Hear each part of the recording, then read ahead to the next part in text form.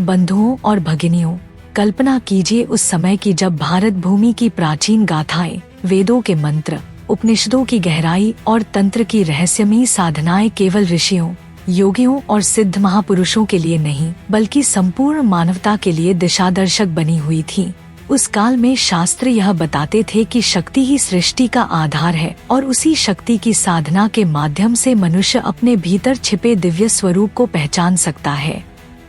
वहीं दूसरी ओर आज के आधुनिक समय में हम देखते हैं कि दुनिया भर में न्यू एज स्पिरिचुअलिज्म यानी तथाकथित आधुनिक अध्यात्म की धारा चल रही है, जहां लोग क्रिस्टल्स, टैरोट कार्ड्स, ऊर्जा हीलिंग और सतही मेडिटेशन तकनीकों के माध्यम से आत्मज्ञान और मुक्ति खोजने का दावा करते हैं। लेकिन जब हम इस आधुनिक अध्यात्म की तुलना प्राचीन शाक्त तंत्र से करते हैं तो हमें यह स्पष्ट रूप से समझ आता है कि आधुनिक अध्यात्म कहीं न कहीं केवल अनुभवों, आकर्षण और त्वरित समाधान की ओर झुक गया है, जबकि तंत्र का उद्देश्य आत्मा का गहन रूपांतरण,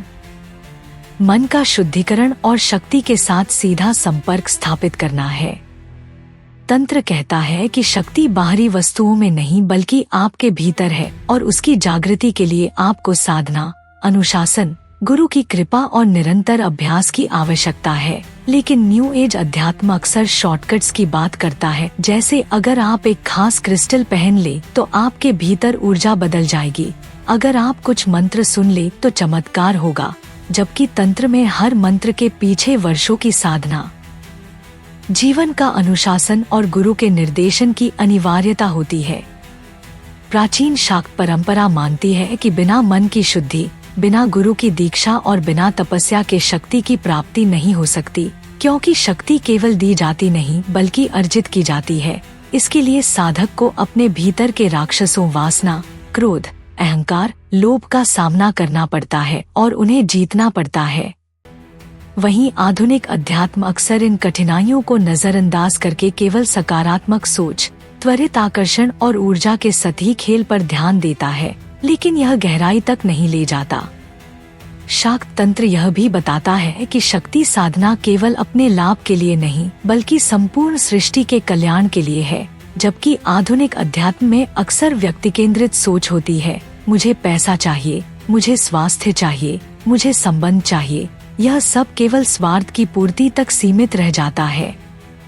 अगर हम प्राचीन ग्रंथों जैसे विज्ञान भैरव तंत्र या तंत्रसार पढ़े तो पाते हैं कि वहाँ 112 ध्यान विधियाँ बताई गई हैं, जो साधक को उसकी सामान्य चेतना से ऊपर उठाकर उसे व्यापक ब्रह्मांडीय चेतना से जोड़ देती हैं। इन विधियों में श्वास, दृष्टि, ध्वनि, भावनाएं और यहाँ तक कि मृत्यु के क्षण का भी प्रयोग साधना के द्वार के रूप में किया गया है, जबकि आधुनिक अध्यात्म केवल सांस की गिनती या सतही विजुअलाइजेशन तक सीमित रहता है।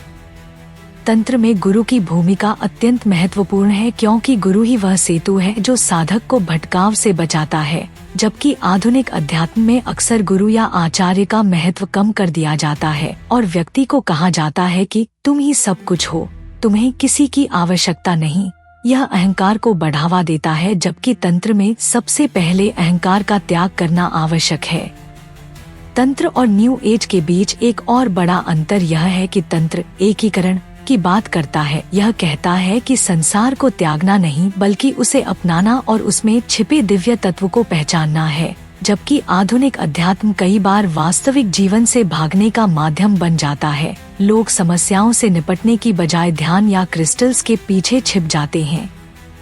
तंत्र आपको सिखाता है कि कठिनाइयों का सामना करो, भीतर की शक्ति जगाओ और अपने कर्मों के परिणाम को स्वीकारते हुए आगे बढ़ो, जबकि न्यू एज आसान रास्ता दिखाता है, बस यह विधि करो और सब ठीक हो जाएगा। इसीलिए कहा जाता है कि न्यू एज स्पिरिचुअलिज्म अधिकतर कंज्यूमर स्पिरिचुअलिटी है, यानी उपभोक्तावादी अध्यात्म, जबकि तंत्र शाक्त परंपरा ट्रांसफॉर्मेटिव स्पिरिचुअलिटी है, यानी रूपांतरणकारी अध्यात्म।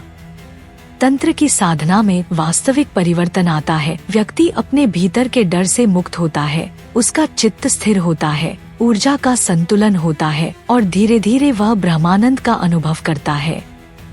आधुनिक अध्यात्म में भी कुछ उपयोगी बातें हैं, जैसे माइंडफुलनेस, आत्म जागरूकता और सकारात्मक सोच, लेकिन अगर यह सब तंत्र की गहराई और अनुशासन से न जुड़ा हो तो यह केवल सतही अनुभव बनकर रह जाता है।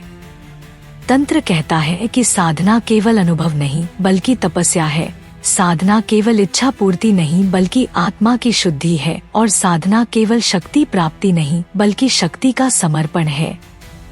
और यही कारण है कि हमें तंत्र और आधुनिक अध्यात्म के बीच का यह अंतर समझना होगा, ताकि हम केवल बाहरी आकर्षण में न फंसकर वास्तविक साधना के मार्ग पर चल सकें।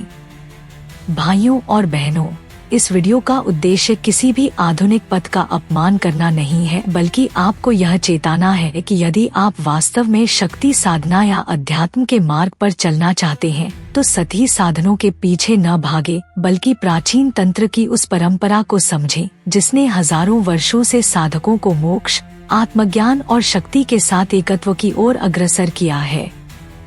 अंत में यही कहूँगा, तंत्र कोई अंधविश्वास नहीं, तंत्र कोई डरावनी साधना नहीं बल्कि आत्मा का विज्ञान है, चेतना का प्रयोग है और शक्ति से मिलन का मार्ग है। अगर आप सच में अध्यात्म की गहराई में जाना चाहते हैं तो केवल न्यू एज तकनीकों पर न रुके बल्कि गुरु की शरण लें, शास्त्र पढ़ें, साधना करें और शक्ति को अपने भीतर जगाएं। तभी आप जान पाएंगे कि वास्तविक अध्यात्म क्या है।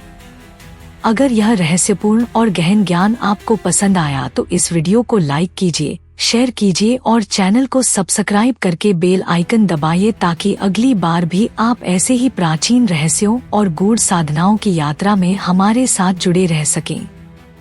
याद रखिए, सही अध्यात्म केवल अनुभव देता है, लेकिन तंत्र आपको रूपांतरित करता है, और जब रूपांतरण होता है तभी वास्तविक मुक्ति और शक्ति की प्राप्ति होती है।